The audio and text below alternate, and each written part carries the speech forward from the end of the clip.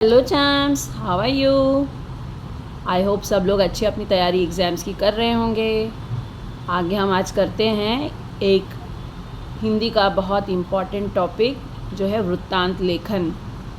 ये उपयोजित राइटिंग में आता है। उपयोजित लेखन में हिंदी का करने वाले वृत्तांत लेखन आपको पता होगा क्या होता है। वृत्तांत लेखन होता है रिपोर्ट राइटिंग, ठीक है ना। ये भी 4 मार्क्स, किसी स्कूल में 5 मार्क्स के लिए आता है। तो आज ही हम देख लेते हैं। वैसे भी हमारे चैम्स जो है रिपोर्ट लगाने बहुत आसानी से लगा देते हैं ना, है ना। वृत्तांत लेखन यानी किसी के बारे में रिपोर्ट करना, ठीक है। तो हम किसी के बारे में नहीं करेंगे, हम जो है किसी समारोह या कुछ भी हमारे स्कूल में या हमको जो भी दिया है। देखिए अब देखते हैं हम क्वेश्चन। एक हमने एग्जाम्पल ले लिया है जिसमें लिखा है नेताजी विद्यालय औरंगाबाद में है मनाए गए स्वतंत्रता दिवस के वृत्तांत लेखन 60 से 80 शब्दों में कीजिए। ठीक है चैम्स, ये समझ गया, इतना आपको क्वेश्चन आ गया। क्या है वृत्तांत लेखन है, नेताजी विद्यालय है, कहाँ की है, औरंगाबाद में। उसमें क्या मनाया गया है, स्वतंत्रता दिवस। इतना आपके समझ में आ गया चैम्स। इसके लिए मैंने एक आपको पहले फॉर्मेट बता देती हूँ कि कैसा फॉर्मेट होता है ना, ठीक है। ऐसा वृत्तांत लेखन का ये 3 लाइन में आपको, 2 लाइन में आपको दे दिया जाता है क्वेश्चन। 4 मार्क्स का, 5 मार्क्स का आता है चैम्स। बहुत इजी होता है, सिर्फ हमको पता होना चाहिए कैसे लिखना है। तो उसके लिए शीर्षक पहला होता है, फिर होता है रिपोर्टर का नाम, फिर होता है मुख्य भाग, यानी आप उसकी बॉडी कैसे लिखेंगे। जैसे हम लेटर में लिखते हैं ना, वैसे इसका मुख्य भाग लिखना होता है। नेक्स्ट जो होता है विवरण में, जो कि घटना का विवरण किया जाता है। और नेक्स्ट होता है लास्ट में संपन्न, कैसे ख़त्म हुआ वो बताना होता है हमको, ठीक है चैम्स। देखिए अभी मैंने शीर्षक हमारा क्या है इसी में बता देती हूँ मैं आपको। शीर्षक है स्वतंत्रता दिवस समारोह। यहाँ पे खाली स्वतंत्रता दिवस है, तो हम समारोह के बारे में बता रहे हैं, इसलिए हमने लिख दिया है स्वतंत्रता दिवस समारोह। फिर उसके बाद होता है रिपोर्टर का नाम, तो ये इसकी जगह पे आप अपना नाम लिख सकते हैं, किसी और का भी नाम लिख सकते हैं। फिर इनके जो मुख्य भाग क्या होते हैं, परिचय दिया जाता है, कहाँ हुआ है, कब हुआ है, कैसे हुआ है, ठीक है।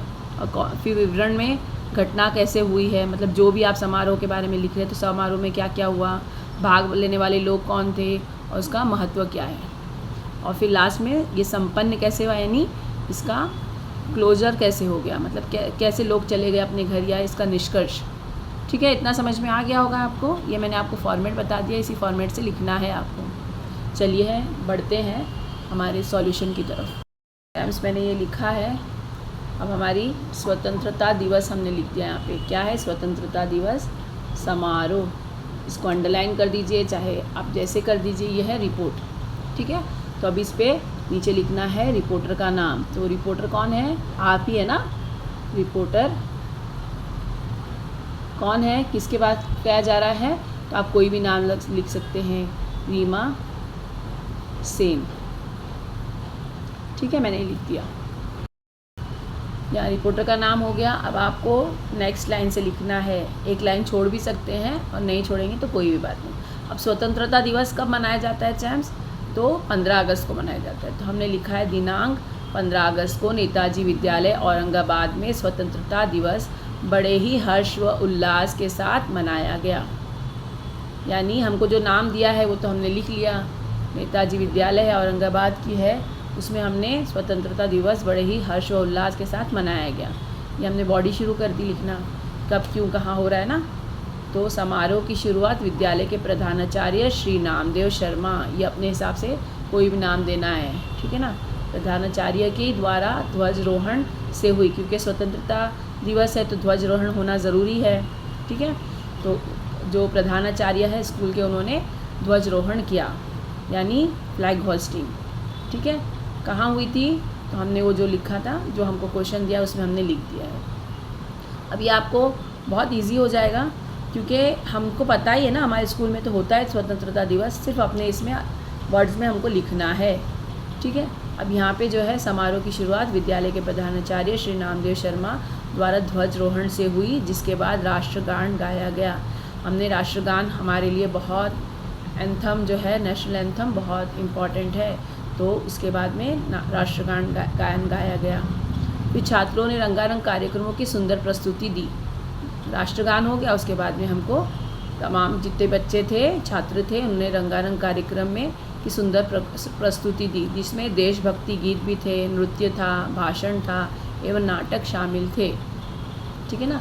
अगर हमारे यहाँ पे एनुअल डे में भी होता है, स्वतंत्रता दिवस पे क्या होता है, तो जो है विद्यालय क्या नाम है, देशभक्ति यानी पेट्रियोटिक सॉन्ग हुए, डांस हुआ, भाषण भी हुए और स्किट भी हुई है। ठीक है। विद्यालय परिसर में देशभक्ति का वातावरण छाया रहा। जब हम कुछ देखते रहते हैं तो हमको ऐसे बहुत अच्छा लगता है, तो देशभक्ति का वातावरण छाया था उसमें। ठीक है। नन्हे बालक बालिकाएं देश के अनेक नेताओं के वेश में बहुत प्यारे लग रहे थे। छोटे छोटे बच्चे जो थे वो अपने स्कूल की जो हमारे देश के नेता है उनके वेश में आए थे, यानी फैंसी ड्रेस था। ठीक है ना। उसमें बहुत प्यारे लग रहे थे। इतना समझ में आ रहा है ना। हम लोग कैसे कर सकते हैं, हम कैसे लिख सकते हैं कि हम जो हमारे पास राइटिंग करने का स्टाइल है, जब जो जितनी अच्छी राइटिंग कर लेगा, जो जितने अच्छे से बता देगा, उसका उतना ही आराम से हो जाएगा चैम्प्स। इमेजिनेशन का खेल है। आप इमेजिन करते जाइए, लिखते जाइए। ठीक है। और मार्क्स लेते जाइए। मेरे साथ बने रहिए।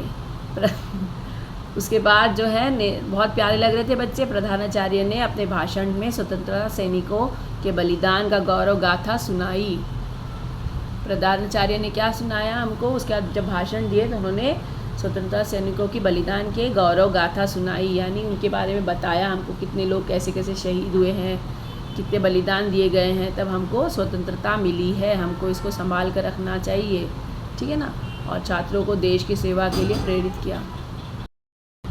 ठीक है। तो उन्होंने हमको प्रेरित किया, तमाम छात्रों को, कि आके वो भी अपने देश का लिए कुर्बानी दें और देश को आगे बढ़ाए, उनकी उन्नति करें। ठीक है।